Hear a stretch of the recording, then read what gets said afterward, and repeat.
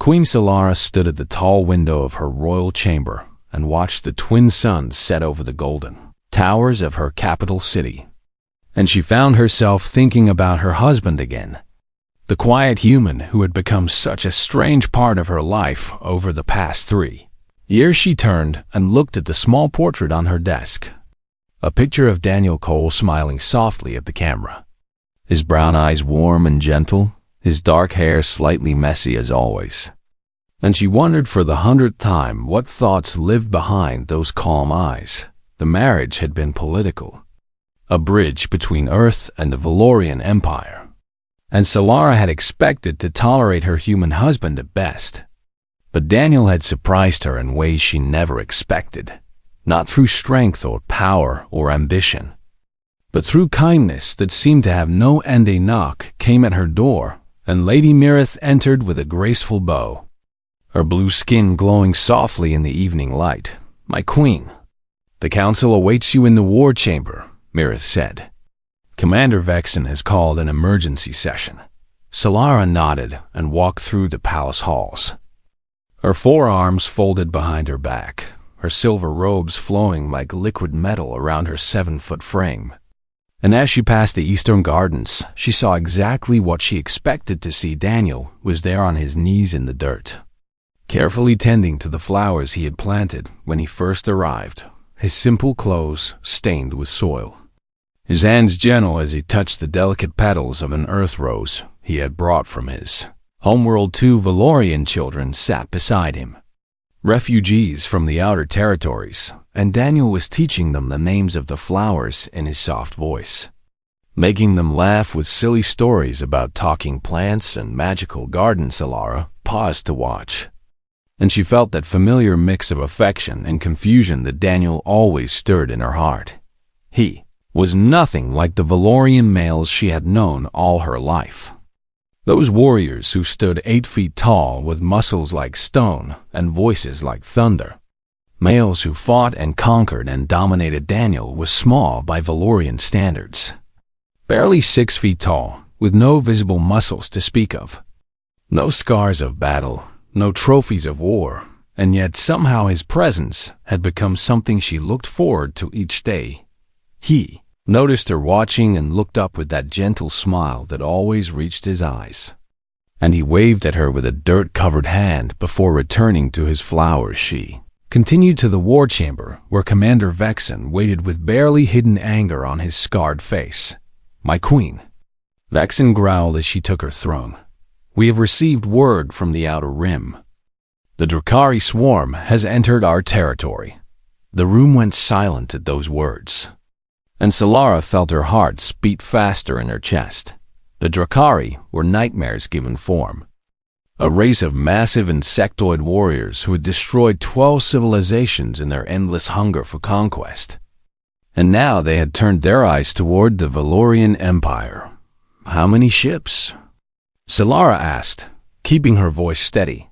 3,000 warships, Vexen replied. "They will reach the outer colonies in 6 days.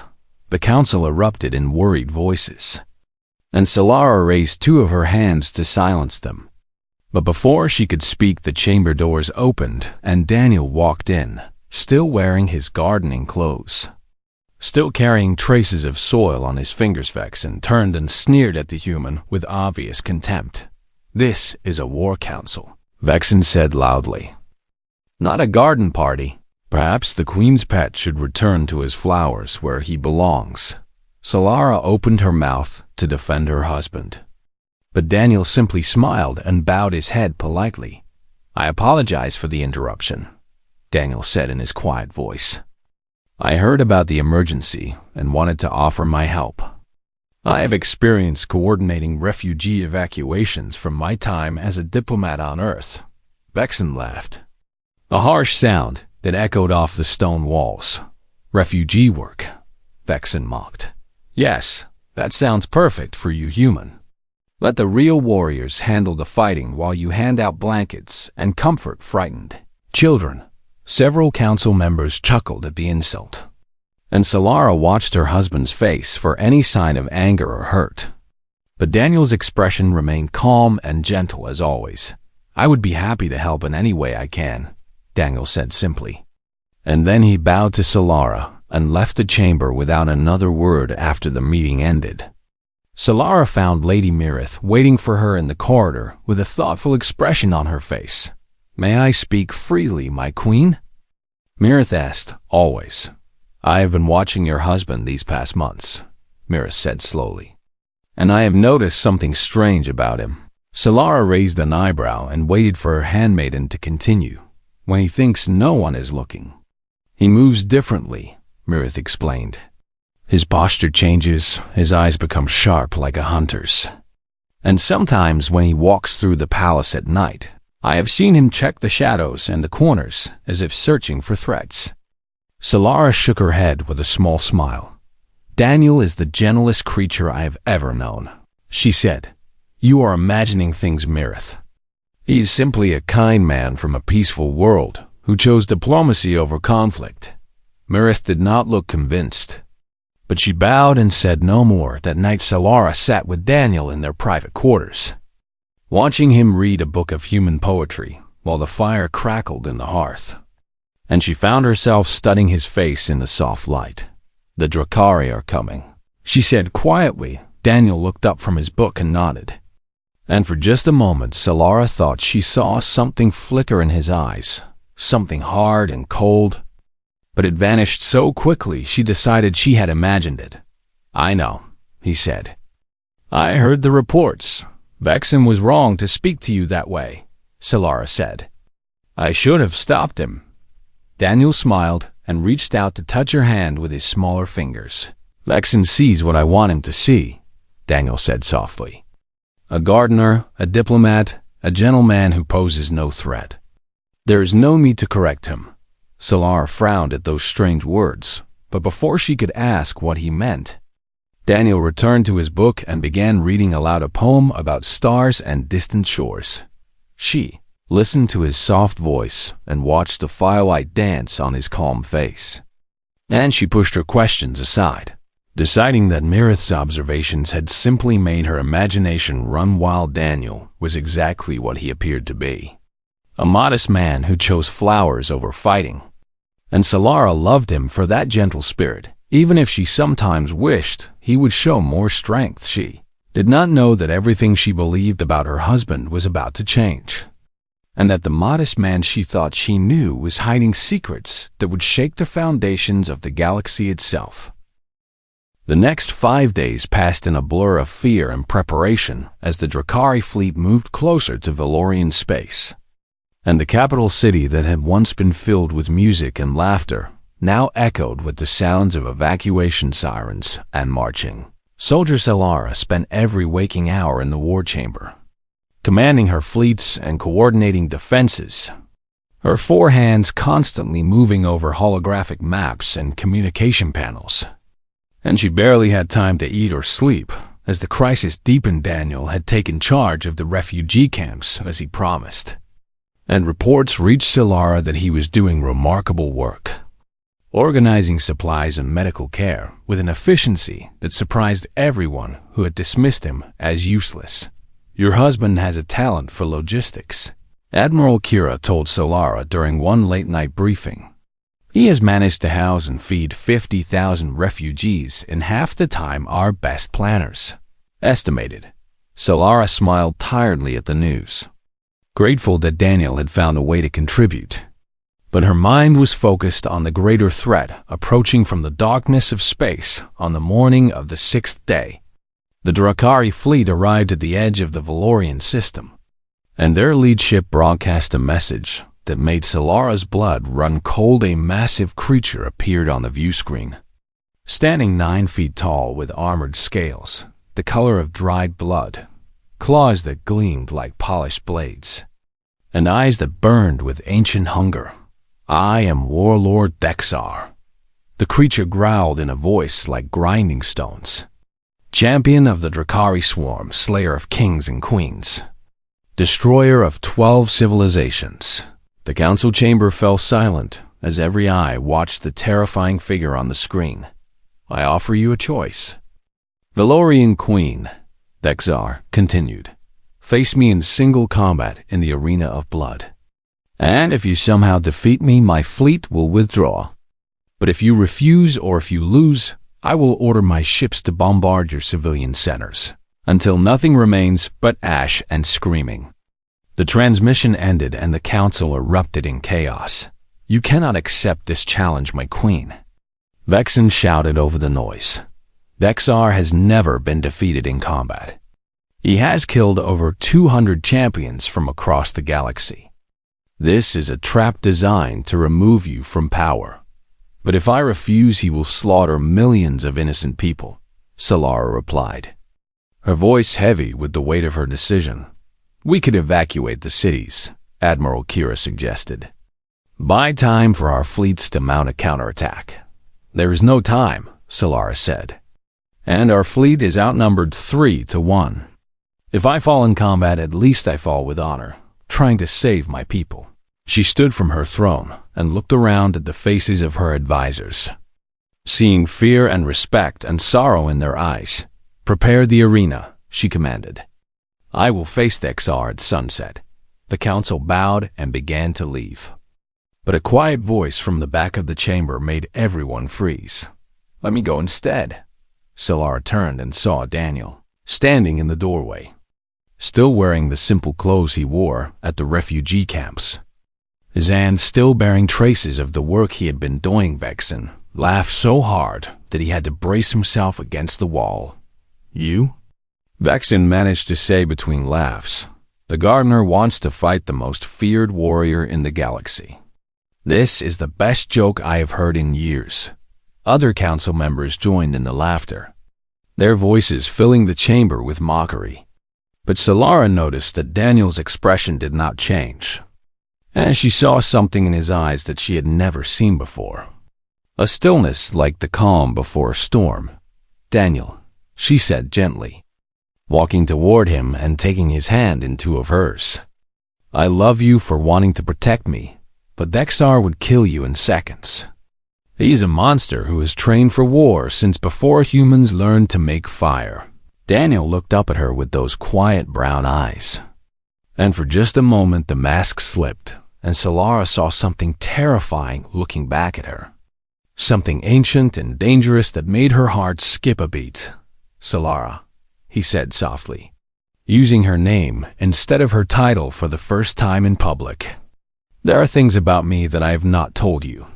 Things I buried when I came here because I wanted to leave them behind." "What things?" she asked, her voice barely a whisper. Daniel glanced at the watching council members and shook his head. "Not here," he said. "But please trust me when I tell you that I can do this.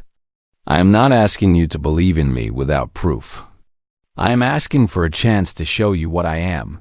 Solara stared at her husband, searching his face for any sign of the gentle gardener she thought she knew. But the man standing before her suddenly seemed like a stranger wearing a familiar face. "What do you propose?" she asked. "Give me a sparring match," Daniel said. "Let me fight your best warrior right now. And if I lose, I will never speak of this again. But if I win, you will let me face Dexar in your place." Vexen stepped forward with a predatory grin on his scarred face. "I will be happy to teach this human his place," Vexen said. "Perhaps a few broken bones will cure him of his delusions." Solara hesitated, looking between her husband and her commander, and she felt a strange fear growing in her chest. Not fear for Daniel's safety, but fear of what she might discover. "Very well," she said finally. "We go to the training grounds now." The council followed as Solara led the way through the palace corridors, and servants and soldiers stopped to watch the strange procession heading toward the combat. Arena Daniel walked beside her in silence, his footsteps light and measured, and Solara noticed for the first time how he moved through the crowd, how his eyes scanned every doorway and shadow, how his body stayed balanced and ready despite his relaxed appearance. Lady Mirith had been right. Solara realized with growing unease there was something hidden beneath her husband's gentle surface, something he had kept buried for 3 long years. The training grounds were a massive circular arena surrounded by stone seats. and word spread quickly through the palace so that hundreds of Valorians gathered to watch the spectacle of their queen's human husband facing the legendary commander Vexon. Vexen removed his formal robes and stood in the center of the arena wearing combat armor, his muscles rippling beneath his gray skin, his forearms each holding a different weapon. And he smiled with cruel anticipation as Daniel stepped onto the sand. Daniel wore only his simple clothes and carried no weapons. And the crowd murmured with confusion and amusement at the sight. "Last chance to withdraw, human," Vexen called out. "I promise to try not to kill you, but accidents happen in combat." Daniel said nothing, and he simply stood in the center of the arena with his hands at his sides, and his eyes fixed on Vexen with absolute calm. Solara gripped the railing of her viewing platform and watched as Vexen roared and charged at her husband with weapons raised. And she prepared herself to see the man she loved broken on the sand, but what happened next would change everything she thought she knew about humans, about Daniel, and about the quiet monster hiding behind a gardener's smile. Vexen charged across the arena like a storm of violence, his forearms swinging weapons in deadly arcs that would have torn any normal opponent to pieces. And the crowd held their breath as the massive warrior closed the distance to the small human standing motionless in the sand. And then Daniel Movid Solara had never seen anything like it. Not in all her years of watching the greatest warriors of her empire train and fight. Not in any recording of any combat from any species in the known galaxy. Daniel flowed like water around Vexen's first strike, bending his body at an angle that should have been impossible. And his hand shot out and touched the spot on Vexen's lower left arm that made the limb go completely limp. Vexen roared in surprise and swung his remaining weapons in a brutal combination. But Daniel was no longer where he had been a heartbeat before. He had somehow slipped behind the commander and delivered two more precise strikes to nerve points that made another arm drop uselessly to Vexen's side. The crowd gasped, and Solara gripped the railing so hard that the metal bent under her fingers. "What is this?" Vexen bellowed, spinning around with his two remaining arms swinging wildly. "What trick are you using, human?" Daniel did not answer, and his face had become something cold and focused, his gentle eyes now holding a terrible clarity that made him seem like an entirely different person. Vexen charged again with all the speed and strength his warrior body could produce, and Daniel simply stepped to the side at the last possible moment, his foot sweeping Vexen's legs out from under him, while his elbow drove into the back of Vexen's neck with surgical precision. The mighty commander crashed to the sand, and before he could rise, Daniel was on top of him, one foot pressed against Vexen's throat, one hand holding a pressure point that kept the warrior paralyzed. The entire fight had taken less than 40 seconds. The arena was silent except for Vexen's ragged breathing and the soft sound of sand settling around his fallen body. Daniel held his position for 3 heartbeats, before stepping back and offering his hand to help Vexen up. And just like that, the cold focus in his eyes faded and the gentle gardener returned. "I apologize for the bruises," Daniel said softly as he pulled Vexen to his feet. "You should have feeling back in your arms within the hour." Vexen stared at the human with an expression of pure shock, his forearms hanging loose at his sides, his scarred face pale with disbelief. "How?" Vexen managed to whisper. "How is this possible?" Daniel simply smiled that gentle smile and walked toward Solara, leaving the stunned commander standing alone in the arena. The crowd remained frozen in shocked silence as Solara descended from her platform and approached her husband, with questions burning in her eyes. "My chambers," she said in a voice that shook despite her efforts to control it. Now, they walked through the palace in silence while whispers followed them like shadows, and Solara could feel the eyes of servants and soldiers watching. Then with new confusion and fear when they reached her private chambers, she closed the doors and turned to face the stranger wearing her husband's face. "Tell me everything," she demanded. "Tell me who you really are." Daniel sat down slowly on the couch by the fireplace and stared at his hands for a long moment before speaking. "Everything I told you about myself was true," he began, his voice soft and tired. "I was born on Earth in a small town. I love poetry and flowers and quiet mornings. I believe in peace and kindness and the goodness that lives in all beings." He looked up at her with pain in his eyes.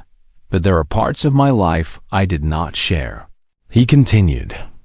"Parts I tried to bury when I came here because I wanted to be someone new, someone better." "What parts?" Solara asked, keeping her distance, even though every instinct told her to go to him. "I told you I served in Earth's military before becoming a diplomat," Daniel said. "And that was true, but I did not tell you what kind of soldier I was." He stood and walked to the window, looking out at the gathering darkness as the sun set over the city. "I was recruited when I was 18 years old into a program called Omega Division," he said. "It was Earth's most classified special operations unit, a group that officially did not exist. Soldiers trained from youth to be the perfect weapons against any threat humanity might face." Solara listened with growing horror as Daniel described years of brutal training, missions on dozens of worlds, enemies eliminated with cold efficiency, and a reputation that made him feared even among the elite operatives of Earth's military. "They called me the Ghost," Daniel said quietly, "because I could move through any security, defeat any enemy, and disappear without a trace. In 15 years, I completed over 300 missions and never failed once. Why did you stop?" Solara asked. Daniel turned to face her, and she saw tears forming in his eyes. "Because I killed someone who reminded me of my little sister," he whispered. "She was a guard at a facility I infiltrated, barely 20 years old. And she died because she was in the wrong place at the wrong time." He sat down heavily and put his head in his hands. "After that, I could not do it anymore," he said. "I retired and joined the diplomatic corps because I wanted to spend the rest of my life building peace instead of spreading death. When the Alliance marriage program was announced, I volunteered because I thought coming here would let me finally escape what I was." Solara moved closer and knelt in front of him, using two of her hands to lift his face so she could see his eyes. "Why did you hide this from me?" she asked gently. "Because I was afraid," Daniel admitted. "Afraid that if you knew what I really was, you would look at me with fear instead of love. I wanted to be Daniel the gardener for you, not Daniel the ghost who had killed more beings than he could count." Solara pulled him into an embrace and held him as he trembled in her arms. "You are still Daniel," she said softly. "The man who tends flowers and makes children laugh and reads poetry by firelight. What you were does not erase what you have become." Daniel pulled back and looked at her with desperate hope in his eyes. "Then let me protect you," he said. "Let me face the XR tomorrow. I have studied Drakari physiology and combat techniques. I know their weaknesses. I can defeat him." Solara hesitated, torn between her duty as queen and her fear for her husband's life. "Dexar is not like Vexen," she said. "He has killed champions from 100 worlds. He's a monster bred for war." Daniel took her hands in his and squeezed them gently. "So was I," he said with quiet certainty. "And I will not let him hurt you or our people.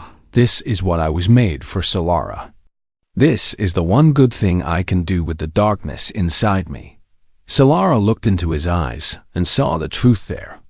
Saw the warrior hiding behind the gardener's mask. And she realized that she had never really known her husband until this moment. But she also realized that she loved him even more now that she saw all of him very well. She said finally, "Tomorrow you will fight for the Valorian Empire. Tomorrow the ghost returns." Daniel smiled sadly and pulled her close. One last mission, he whispered against her hair. And then I go back to my flowers forever. They held each other through the long night while the Drakari fleet waited in the darkness above. And Solara prayed to every god. She knew that she was not sending the man she loved to his death. The Arena of Blood was an ancient structure that floated in space between the Valorian homeworld and the Drakari fleet. A neutral ground where disputes between civilizations had been settled through combat for thousands of years. Solara stood on the observation deck of her royal cruiser and watched as the arena grew larger in the viewscreen. Its dark metal hull covered in the carved names of all the champions who had died within its walls. The broadcast is being transmitted across the galaxy, Admiral Kira reported. Over 8 billion beings are watching on every inhabited world. Solara nodded without speaking, her eyes fixed on the small shuttle that carried her husband toward his. Destiny Daniel had refused to wear armor or carry weapons, despite the protests of everyone around him. And he had dressed simply in a plain black shirt and pants that allowed him complete freedom of movement. "Trust me," he had said before boarding the shuttle. "I know what I am doing." Now Solara could only watch and pray as the shuttle docked with the arena, and her husband walked alone into the combat chamber where Warlord Dexar waited. Arena's internal cameras showed everything in perfect clarity, and Solara watched as Daniel entered the massive circular room with walls covered in the bones and trophies of fallen.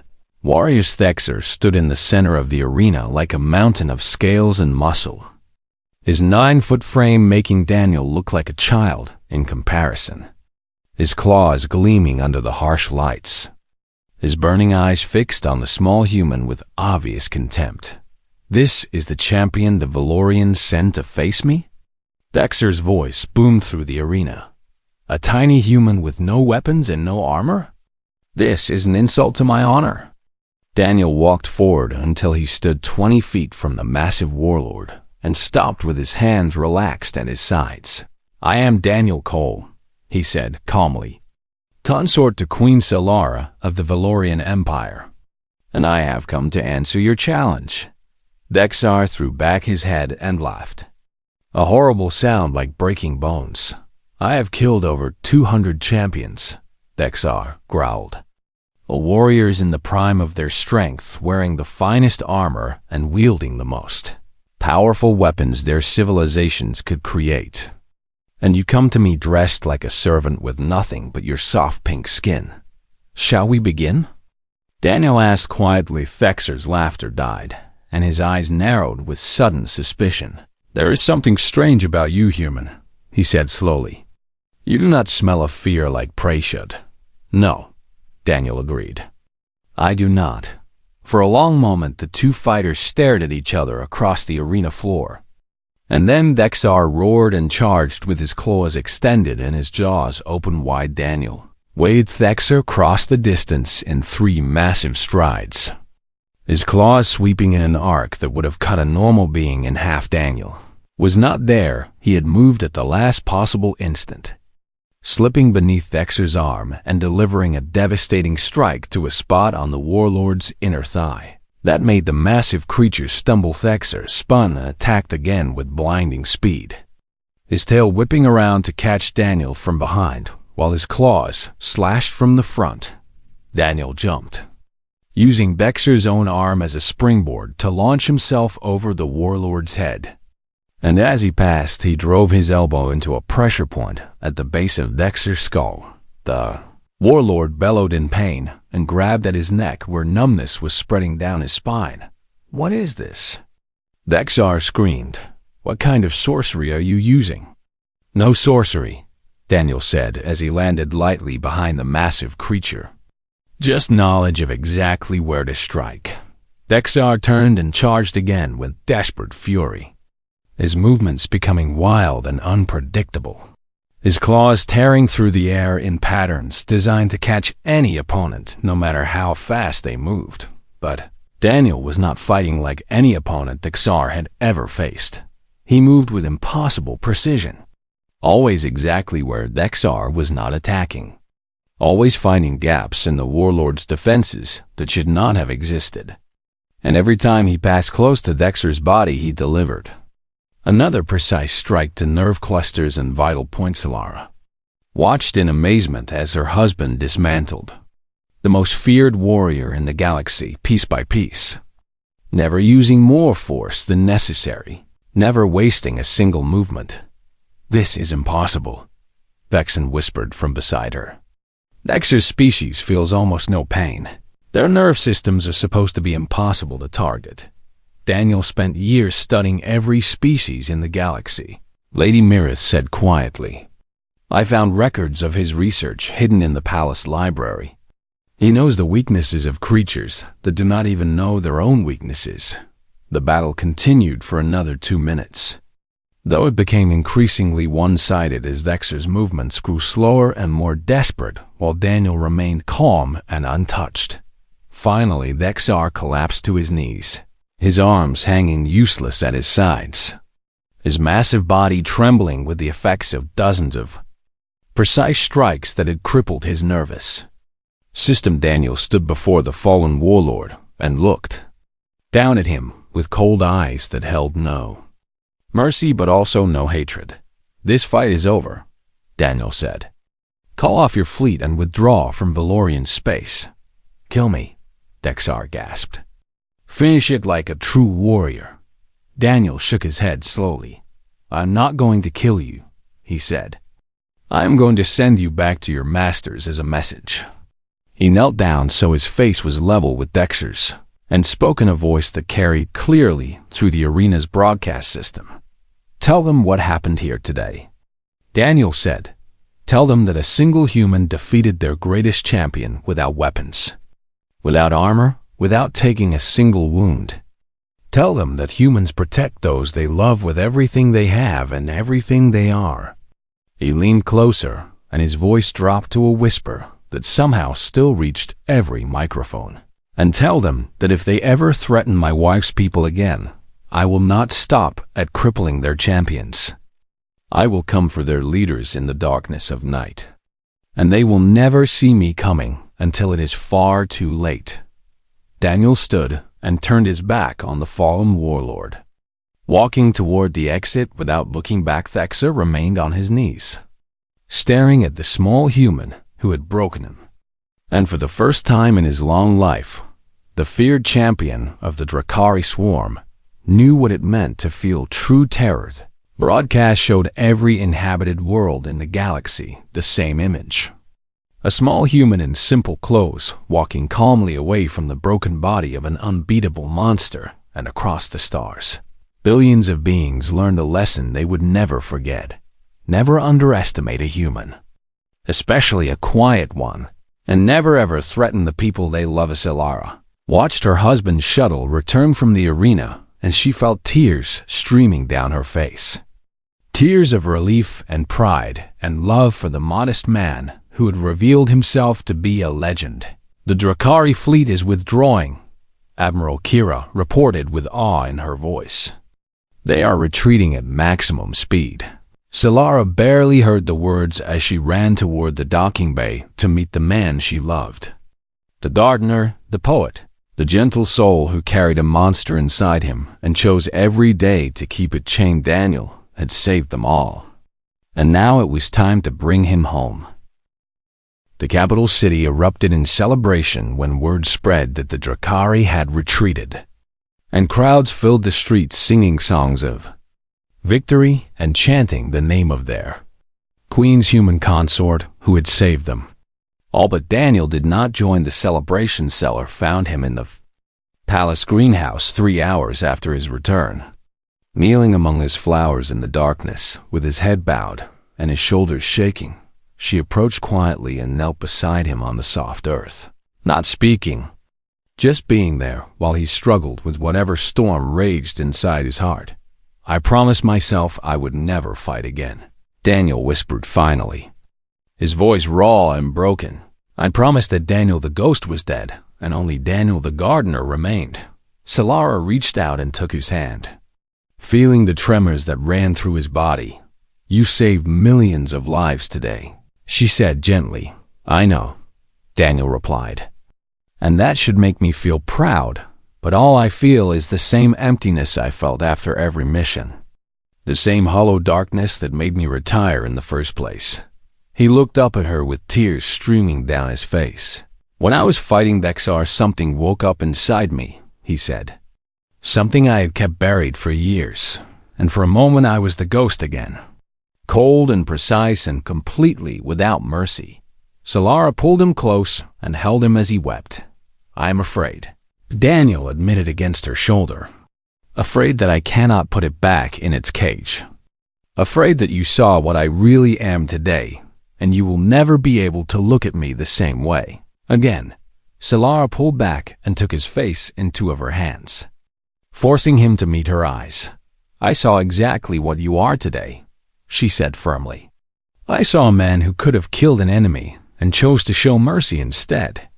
I saw a man who could have become a conqueror and chose to become a gardener.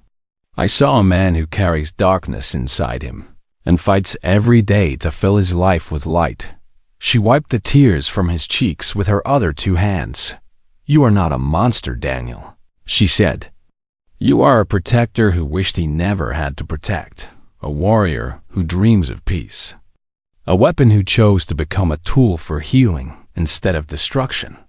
Daniel stared at her with desperate hope in his eyes. How can you still love me after seeing what I can do? He asked. How could I not love you even more? Solara replied, the Daniel the first married was kind and gentle and good. The Daniel I saw today is all those things, and also brave and strong, and willing to sacrifice everything to protect those he loves. You are not two different people, my love. You are one complete person who contains multitudes. She kissed his forehead softly. And I love all of you, she whispered. The gardener and the ghost, the poet and the warrior. The man who tends flowers and the man who could destroy armies. I love every part of who you are. Daniel broke down completely then, sobbing in her arms like a child finally released from a burden he had carried alone for far too long. They stayed in the greenhouse until the first sun began to rise, holding each other among the flowers Daniel had planted. And somewhere in those quiet hours, Daniel finally began to believe that he could be loved for everything. He was a knock at the greenhouse door interrupted them, and Lady Mirith entered with an apologetic expression. Forgive me, my queen, Mirith said, but Commander Vexen wishes to speak with the consort.